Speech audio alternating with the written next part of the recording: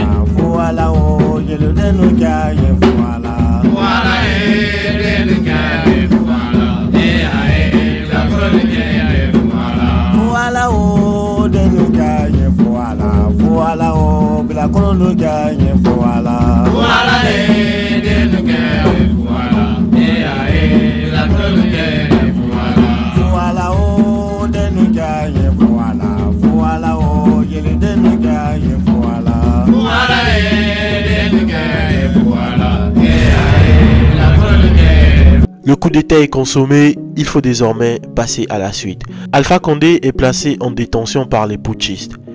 Sa chute brutale marque la fin d'une ère pour un homme qui en 2010 incarnait l'espoir du changement et la promesse d'une gouvernance démocratique en Guinée. Malheureusement pour lui, son insistance à faire ce troisième mandat controversé et sa gestion de plus en plus autoritaire auront fini par provoquer sa chute. Le désormais ancien président est maintenu en résidence surveillée pendant quelques jours et est privé de sa liberté. Il sera finalement libéré en novembre sous les pressions de la CEDEAO et envoyé auprès de sa femme dans un quartier résidentiel de la ville. Son état de santé nécessite des soins car l'ancien président, qui a bientôt 84 ans, fait face à des petits bobos de santé liés à son âge. Il faut donc l'évacuer à l'étranger pour qu'il se fasse soigner correctement. Mais la junte au pouvoir est réticente car elle veut l'avoir sous la main au moment de le présenter à un tribunal. Plusieurs pays se portent alors volontaires pour l'accueillir et garantir son retour au pays après ses traitements. Il y a le Qatar et surtout la Turquie de Recep Tayyip Erdogan, grand ami d'Alpha Condé. Ces deux pays garantissent à la junte qu'ils renverront Alpha Condé en Guinée une fois son traitement achevé, mais la junte hésite.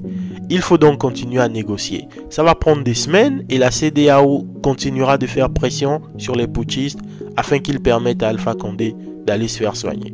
Il faut dire que la CEDEAO maintient la Guinée suspendue de ses instances et que les membres de la junte ainsi que leurs familles sont placés sous des sanctions individuelles, gel des avoirs financiers et interdiction de voyager. Ça prend du temps, mais Condé finalement obtient l'autorisation en janvier 2022 du colonel Mamadi Doumbouya d'aller se faire soigner. Mais ça ne sera ni au Qatar, ni en Turquie. Ça sera plutôt aux Émirats Arabes Unis qu'il recevra ses traitements médicaux. La junte a choisi les Émirats Arabes Unis car elle considère que les autorités du pays n'ont aucun intérêt à accorder l'exil à Alpha Condé contre la volonté du nouveau pouvoir guinéen car les Émiratis détiennent plusieurs intérêts économiques en Guinée et ne voudraient surtout pas se brouiller avec leurs homologues guinéens à cause d'un seul homme. Le groupe Abu Dhabi Port assure par exemple la gestion du terminal des conteneurs de Kamsar, port minier situé à 250 km au nord de Conakry. Les deux pays ont également des accords portant sur le transport aérien, les mines et les infrastructures. Évidemment, mettre tous ces intérêts à risque juste à cause d'un seul homme n'aurait pas de sens. Et il y a aussi la jurisprudence Ibrahim Boubacar Keïta du Mali, qui lui aussi avait été autorisé à aller se soigner à Abu Dhabi et qui est ensuite rentré dans son pays sans rien essayer. Les Émiratis se sont donc engagés auprès de la junte à ce que Alpha Condé rentre au pays une fois ses traitements achevés. Alpha Condé sera donc accompagné par son médecin personnel, Dr Kaba, et surtout par 2 gardes du corps désignés par le nouveau pouvoir pour le surveiller et s'assurer qu'il sera bien de retour au pays après son traitement à Abu Dhabi. C'est ainsi que le 17 janvier 2022, Alpha Condé embarque aux alentours de 14 h dans un avion privé affrété par la junte à Conakry pour Abu Dhabi. Les militaires disent l'avoir laissé partir pour des raisons humanitaires, mais que ce séjour ne doit surtout pas dépasser 1 mois sauf avis médical. Alpha Condé se fait donc soigner, mais le temps passe, il ne rentre toujours pas. Le mois fixé par la junte s'écoule et toujours pas d'Alpha Condé à l'horizon. Parti depuis le 17 janvier, il faut finalement que le colonel Mamadi Doumbouya, qui en a marre d'attendre, donne l'ordre de le ramener en Guinée pour le contraindre à rentrer le 8 avril.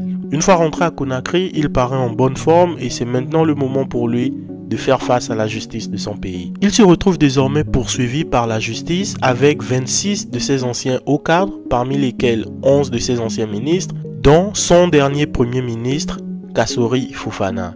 Ils sont poursuivis pour des faits de meurtre, de disparition forcée, d'arrestation ou d'enlèvement par des agents de l'État, d'actes de torture et d'atteinte aux libertés individuelles. Des faits tous commis tout au long de ses mandats, sans oublier évidemment la répression violente des manifestations lors de la contestation contre son 3e mandat qui avait fait des dizaines de morts. Son premier ministre et quelques autres croupissent d'ailleurs en prison jusqu'au jour d'aujourd'hui. Le 21 mai 2022, après de nouvelles tractations souterraines, Alpha Condé est autorisé une fois de plus à aller se soigner, mais cette fois-ci en Turquie. Il repart donc à l'étranger et cette fois-ci, il ne sera pas accompagné ni de garde du corps, ni de médecin. La junte affirme une fois de plus qu'il est parti pour des raisons humanitaires. Sauf que contrairement à la première fois, il ne rentrera plus. Et cela malgré les multiples injonctions de Mamadi Doumbouya.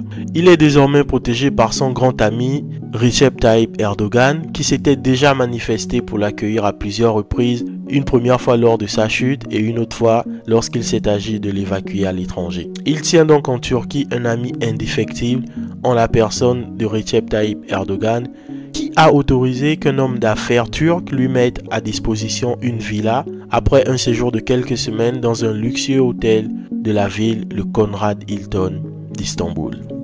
Réalisant peu à peu que Alpha Condé n'est pas prêt de rentrer, Mamadi Doumbouya fait tout ce qu'il peut pour mettre la pression sur Erdogan afin qu'il le lui renvoie.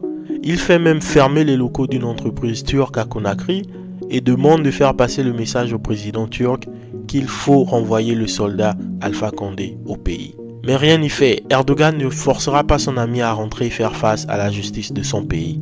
Soit dit en passant, ayez des amis comme Recep Tayyip Erdogan dans vos vies. La junte, qui n'arrive pas à faire rentrer Alpha Condé au pays, se retrouve donc forcée d'accepter son exil turc et pose la condition qu'il se fasse très discret dans les médias et qu'il n'ose surtout pas parler de politique.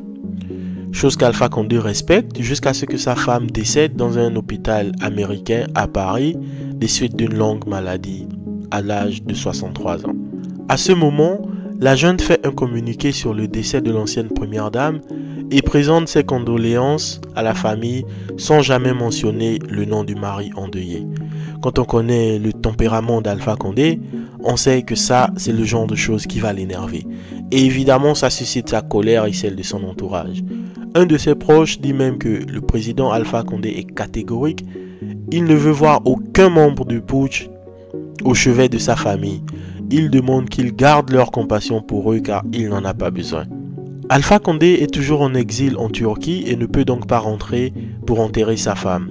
Il voudrait quand même, en tant que son mari, prendre les choses en main et veut faire passer le corps de sa femme par la Turquie avant de l'envoyer directement dans sa ville natale à Cancan par voie terrestre en passant par Bamako au Mali. Il prend même un avocat pour faciliter les démarches et il écrit directement à l'ambassadeur de Guinée en France en lui demandant de ne surtout pas mêler les autorités guinéennes aux funérailles de son épouse.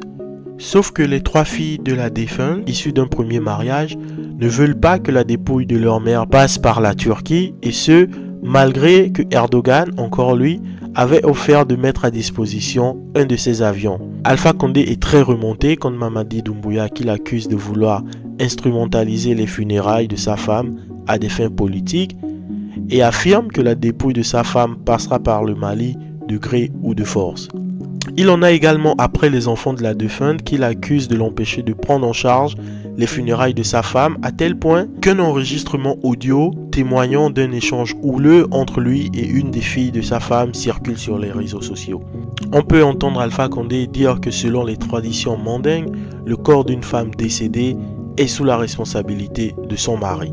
Toujours aussi tenace et combatif, Alpha Condé ne lâche rien et a reçu quand même les condoléances de Cellou Dalein Diallo, de Sassou Nguesso, de Faure Eyadema, de George Weah, Alassane Ouattara ou encore Macky Sall. Finalement, les deux familles parviennent à s'entendre et conviennent que c'est au mari, donc Alpha Condé, que revient le dernier mot. Il est donc contacté depuis la Turquie et il donne les instructions et ne veut surtout pas entendre parler d'une quelconque tentative de récupération politique du gouvernement de transition. Ces mots sont clairs, ce gouvernement n'a rien à voir avec les obsèques de ma femme, ne les laissez pas toucher à son corps. Sa femme va finalement être enterrée à Cancan en son absence. Le revoilà une nouvelle fois exilé politique.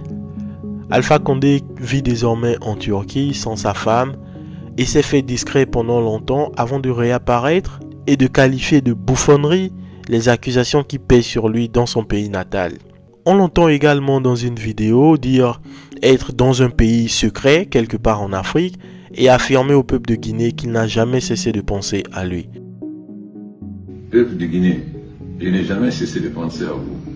Je m'adresse à toutes les Guinéennes et à tous les Guinéens. Ensemble, nous avons surmonté des épreuves très difficiles dans le passé. Nous avons ensemble réussi à faire avancer notre pays. Restons unis et solidaires. Ce qui nous permettra de bâtir un pays fort et un pays où nous pourrons vivre en paix avec prospérité. L'avenir et le progrès sont devant nous tous. Merci.